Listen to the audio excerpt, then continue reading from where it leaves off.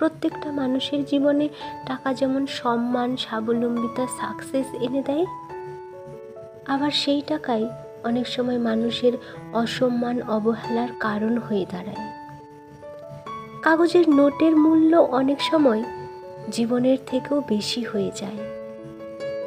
এই টাকা কারোর জীবনের স্বপ্ন পূরণ করে, আবার এই টাকাই স্বপ্ন ভঙ্গ করে। টাকার মধ্যেই বেশিরভাগ মানুষ সুখ, আনন্দ খুঁজে বেড়ায়। আজকাল টাকা দিয়ে নাকি সুখ, স্বপ্ন সবই কেনা যায়। বর্তমান সমাজের বাস্তবতা এটাই বলে। টাকা তো শুধুমাত্র একটা কাগজ।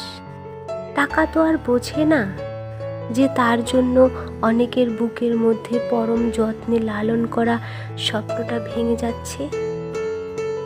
এখানে দোষটা কার বলুন তো? টাকার নাকি টাকার মালিকের? অবশ্যই মালিকের। টাকা দিয়ে জীবন পরিমাপ করা যায় না, বা টাকাই সব কিছু না।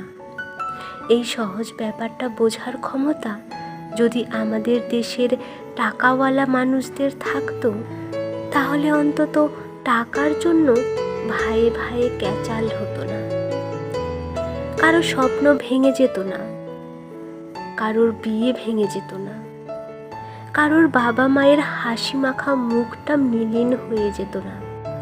আজ আপনি টাকার জন্য কারোর স্বপ্ন ভেঙে দিলেন, কি গ্যারান্টি আছে আপনার কাছে আজ যে টাকা আছে চিরকাল এই টাকা আপনার কাছে টইটুম্বর হয়ে থাকবে? বা আজ যার টাকা নেই কাল তার টাকা হবে না, তার কি কোনো গ্যারান্টি আছে? না, নেই। টাকা আজ আছে তো কাল নেই। টাকার জন্য নিম্নমানের অহংবোধকে পরিহার করুন।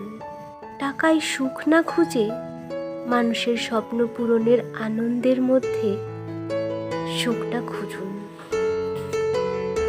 টাকার জন্য কারো স্বপ্ন ভেঙে দেবেন না, স্বপ্ন পূরণে সাহায্য করুন।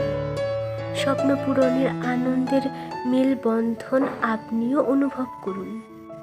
স্বপ্ন পূরণের আনন্দের মিলন মেলার সাক্ষী আপনিও হন।